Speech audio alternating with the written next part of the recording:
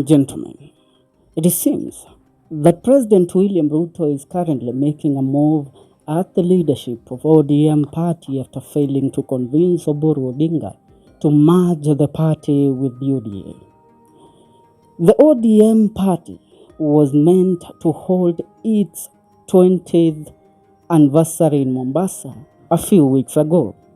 But on the 3rd of October the year 2025, the ODM party went ahead to cancel or postpone its 20th anniversary main event that was supposed to take place in Mombasa due to the ailment that befell Right Honorable Raila Odinga. It was supposed to take place between the 9th and the 12th of October the year 2025. But they called off the said 20th anniversary celebration. The 20th anniversary was supposed also to act as the ODM NDC, the National Delegates Convention meeting. Now, due to the ailment of Raila Odinga, they called off the said meeting. But now, it is supposed to go down a few days from now. The intel that we are receiving is that the NDC of ODM, or the 20th year anniversary that is going to take place in Mombasa, it is going to be the center of power grab within the ODM party. According to the intel that we have, the ODM NEC board is supposed to go ahead and reconsider the option of making Oburu Odinga as the party leader. The reason why they are going to do this is because some few elements that have been compromised by President William Ruto within the ODM party are not pleased with the trajectory that Oburu Odinga has taken as the party leader since taking over the party after the death of his late brother, the party leader, Right Honorable Raila Odinga. We are being told that Oburu Odinga refused a deal to merge ODM with UDA, a deal that William Ruto thought would go through after the death of Raila Odinga and him pushing Oburu Odinga to be installed as the interim party leader after the death of Right Honorable Raila Odinga. Another thing that William Ruto expected would happen within ODM is that the defecting voices, the voices of the people that opposed the merger between UDA and ODM, and the people within ODM that opposed William Ruto's broad-based government, he actually thought that they would be kicked out. People like Edwin Sifuna, Babu Owino, they were the first elements that William Ruto tried to push to be kicked out of ODM. And we saw a smear campaign that was being carried out by elements within ODM led by Kileleshwa MCA Robert Alai, the Omabe Township constituency member of parliament Peter Opondo Kaluma, and others including Gladys Wanga, John Badi, Ali Hassan Joho. They were all pushing for Edwin Sifuna to be kicked out of the party. But when Oburu Odinga actually took over the party, he sat down with a few leaders within ODM party that were so close to Right Honorable Raila Odinga. That included Professor Nyang' Nyong'o and the governor of Siaya County, Governor James Orengo. And that is when they told him, if you want ODM to remain strong and even grow stronger after the death of Right Honorable Raila Odinga, you should not bend towards the will of William Ruto. You should be an independent thinker. You should forge a path for ODM that makes ODM stand on its own as a party, independently from being influenced by William Ruto or people paid by William Ruto within ODM party to destroy it. And those are people like Gladys Wanga, John Badi, who William Ruto has currently been paying and pushing them to actually push the agenda of two-term and to actually convince the people of the Luo Nyanza that Raila Odinga left ODM party in the government. But now, Oburu Odinga had these advices from James Orengo, Nyang' Nyong'o, and the rest. But one move that Oburu Odinga pulled that actually surprised William Ruto and the allies, that made William Ruto see that Oburu Odinga has betrayed him, even though William Ruto pushed for Oburu Odinga to become the party leader, is when Oburu Odinga decided to take a step of calling in Edwin Sifuna as the Secretary General of the party and have a meeting with him. Apart from that, he also called in Babu Owino to have a meeting with Babu Owino. And that meeting resulted to Oburu Odinga even going ahead to disassociate ODM with the government of William Ruto, to make sure that ODM stands strong as a party on its own, even though it supports the broad-based agreement that was signed between Raila Amolo and William Ruto. So, one Edwin Sifuna became the principal advisor to one Oburu Odinga.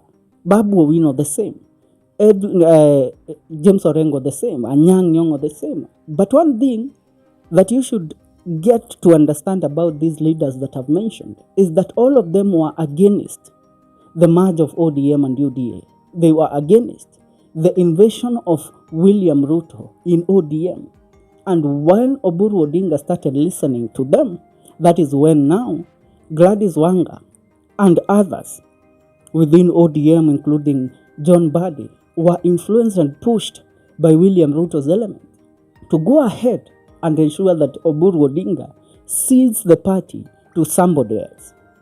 And you have seen the governor of Kisii County, who is also one of the deputy party leaders within ODM, that is Simba Arati,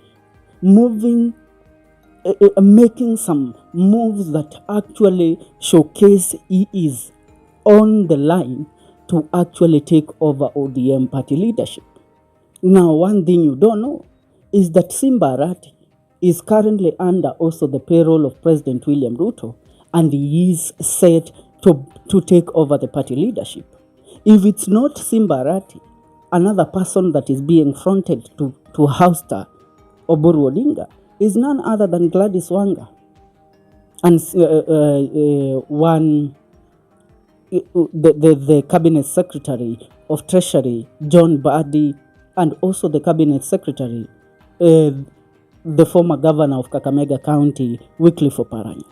They are being fronted and pushed by William Ruto to make moves towards taking over the party leadership of ODM. Now, the said 20th anniversary celebration that is going to take place in Mombasa, the NEC, the NEC board of ODM, is going to reconsider the position of the party leadership. They are going to vote on who actually deserves to be installed as the party leader. And they are not they are under direct orders to make sure that Oburu Odinga does not succeed in taking over the party leadership. Somebody else on the chopping board by the NEC is none other than Edwin Sifuna. The NEC has been advised that Edwin Sifuna is supposed to be removed and somebody else installed as the Secretary General of the ODM party. This is something that is direct out of President William Ruto's playbook to actually dominate ODM party. And the NEC has been, Gladys Wanga, Simba Arati, John Badi, they are being influenced, and a lot of money has been poured into this by the government to ensure that they succeed in ousting Oburu Odinga. The agenda they are going to push forward is the agenda of letting the people in the Luo Nyanza know that ODM is not an Oginga Odinga family party. It is a national party, and it is a Luo party that deserves to be led by somebody else, not always the Odinga family. If Raila Amolo Odinga exited, it's not by default that one Oburu Odinga should take over the party. Yes, and you have seen lately Gladys Wanga pulling some stunts, including yesterday when she went ahead to hold the memorial of Right Honorable Raila Amolo Odinga at Raila Amolo Odinga Stadium in Homa Bay. She didn't expect that Oburu Odinga would show up. Today in Migori, a memorial again was held for Right Honorable Raila Amolo Odinga. These are actually plays that are being staged, preparing the Luo Nyanza region for another leader that will be voted in by the NEC.